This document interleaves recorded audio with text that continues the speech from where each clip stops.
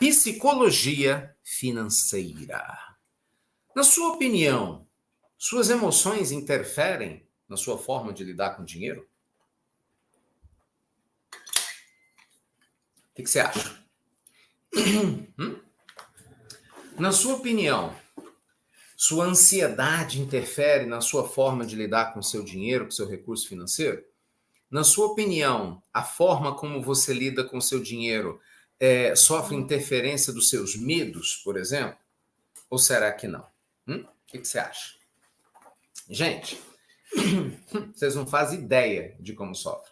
Aliás, eu estou para te dizer que as nossas emoções, elas são a parte mais importante do jogo da construção de riqueza. Eu sempre digo isso. Poucas pessoas, quando procuram a gente para aprender a investir, elas vêm porque querem cuidar das emoções. Não. Né? A maioria fala, quero renda passiva, quero saber qual ação na bolsa que eu vou investir, Ricardo, me conta. É assim, né? Eu quero renda extra, pô, tô vendendo assim, me dá uma consultoria, como é que eu vendo pelo Instagram, como é que eu vendo sem sair de casa, beleza. Só que se suas emoções estão fora do lugar, nada do que eu vou te falar vai funcionar.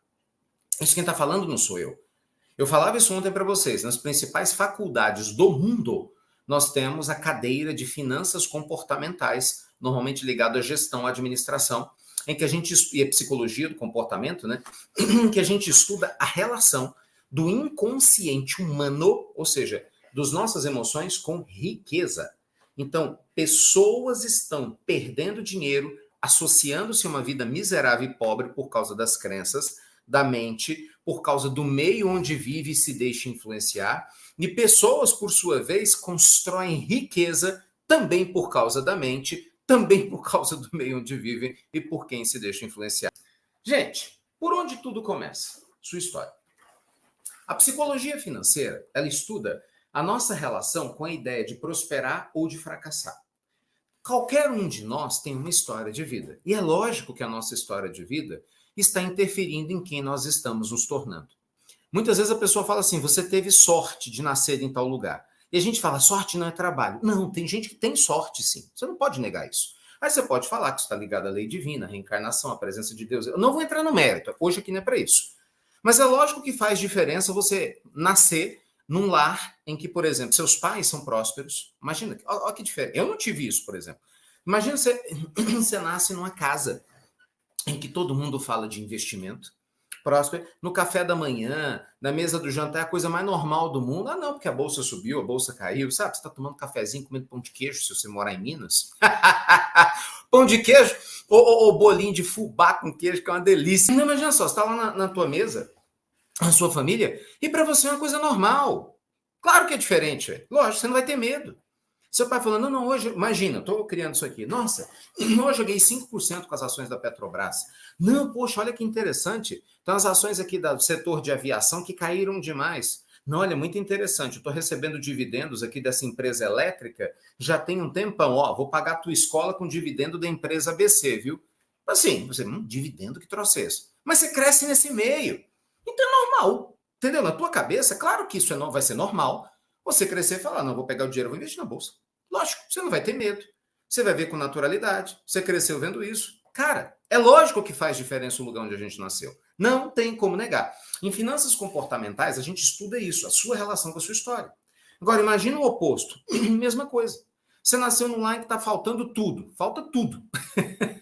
Pô, sacanagem. Mas falta tudo. Falta água, falta luz, falta comida, às vezes falta até amor. Às vezes falta discernimento de quem cuida de você.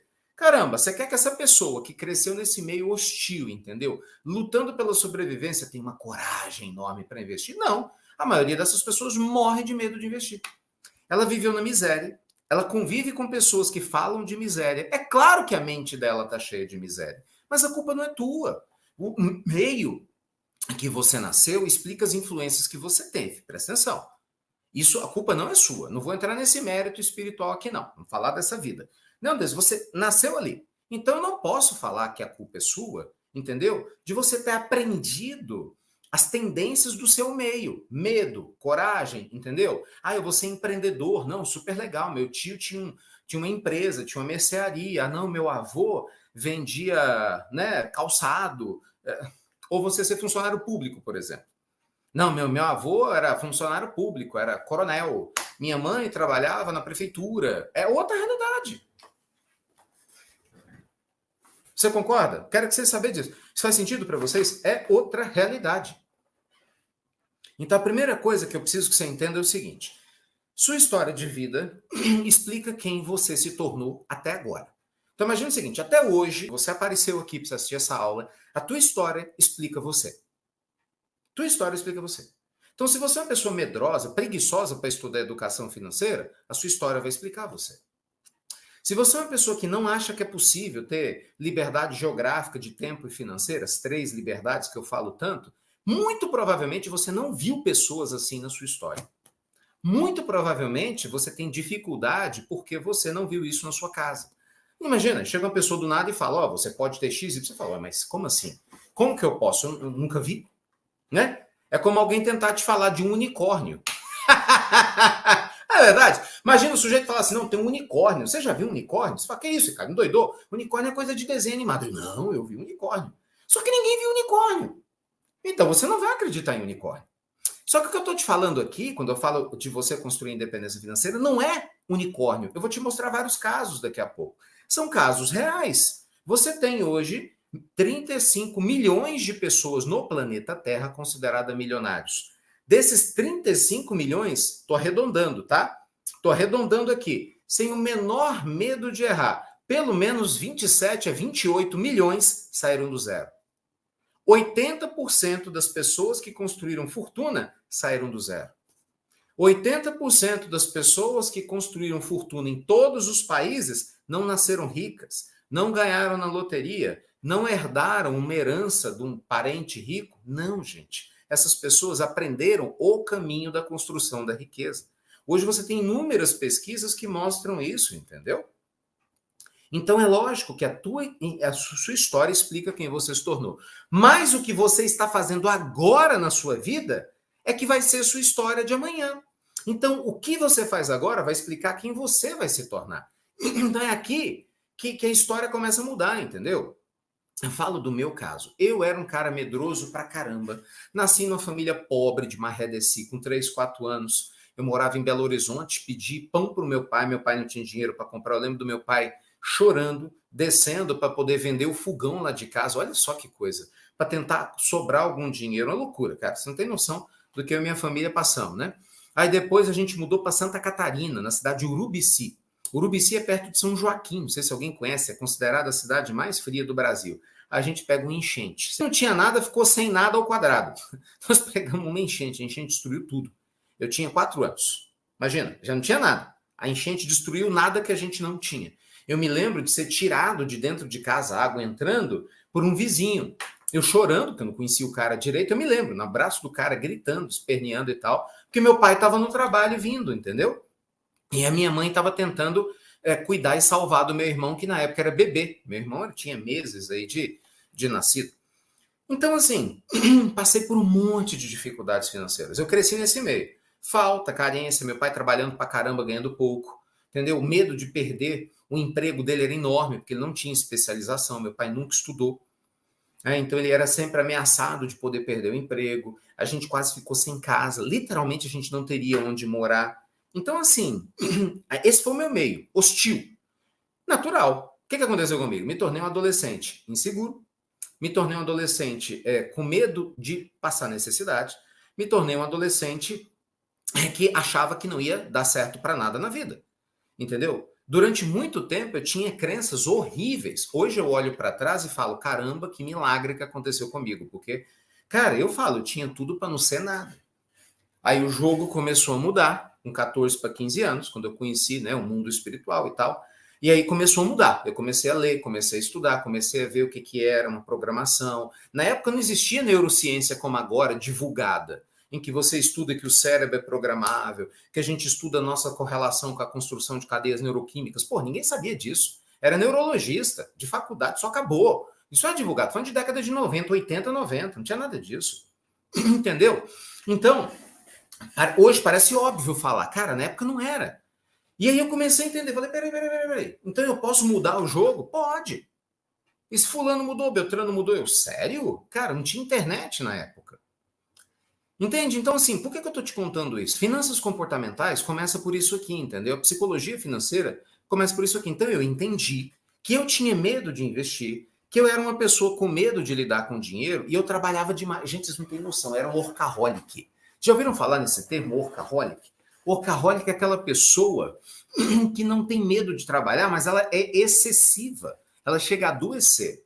Era um desequilíbrio. No início eu entendo. Eu queria trabalhar porque eu estava desesperado para não ter passar necessidade, sabe? Cada dinheiro que eu conseguia economizar, eu pensava, nossa, se der errado lá na frente, eu tenho tantos meses de segurança para o futuro. Tipo assim, uma energia de miséria horrorosa, era medo.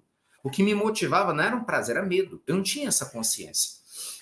Eu lembro dos 20 anos, quando eu abri o instituto, né? Eu tinha 20 anos. Na verdade, eu abri mesmo o instituto, é porque não chamava Instituto Ricardo Mello ainda. Chamava PR Consultoria.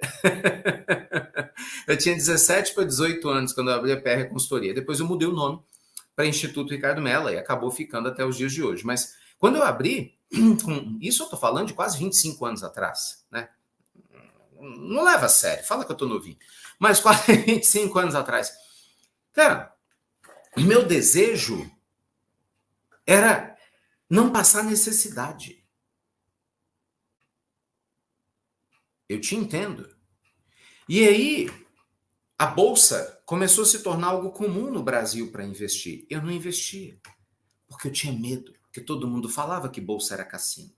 Cara, se eu tivesse noção do arrependimento que eu tenho, gente, eu ia ter 6, 10 vezes, sei lá, mais do que eu tenho hoje materialmente, eu ia poder ajudar muito mais gente se eu tivesse começado a investir naquela época, com um pouquinho que eu tinha.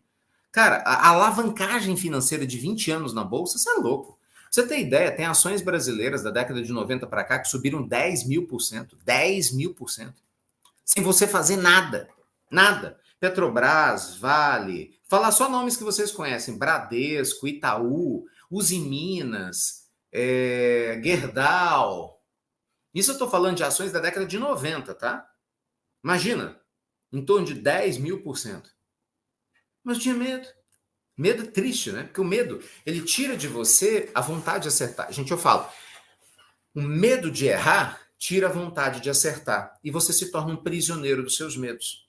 Então, um comportamento doente na relação com o dinheiro, porque você tem medo de perder, porque você acha, sei lá, imóvel é muito caro, eu nunca vou conseguir ser feliz no amor e casar com alguém que me ajude financeiramente. O povo vai criando um monte de histórias e essas histórias vão moldando você. E não é a sua história, mas você se torna a sua história. Olha que interessante, hein? Presta atenção. Você não é a sua história. Por quê? Porque você pode mudá-la. Eu mudei minha história. Só que eu não sou o único que mudei a minha história. Tem um monte de gente que mudou sua história. Mas você tem que querer mudar a sua, você entendeu? Você tem que abrir a tua mente e começar a investir no que você não tem. Eu, por exemplo, fui investir em inteligência financeira que eu não tinha, fui estudar. Eu era um cara ansioso e tenso, fui investir em inteligência emocional, fui fazer retiros de meditação no Brasil, no exterior, porque eu queria me libertar dos meus medos, das emoções. Durante anos fiz terapia maravilhosa, amo terapia. Sabe, durante muito tempo fui estudar psicologia positiva, programação neurolinguística. Por quê? Porque eu queria me libertar. Sabe, décadas me dedicando às questões espirituais, estudando as ciências orientais, porque eu queria me libertar dos meus medos, dos anseios. Ninguém deu isso de bandeja. Você está entendendo? Você tem que assumir o controle da tua vida e falar, a partir de agora, eu vou me dar o direito de aprender aquilo que eu não sei. Isso é reconstruir tua história. É se repaginar. Faz sentido isso para você? Eu não estou dizendo que é fácil, porque não é fácil. Eu já estou dizendo que não é fácil. Mas você precisa começar de algum lugar, porque senão você não sai do lugar.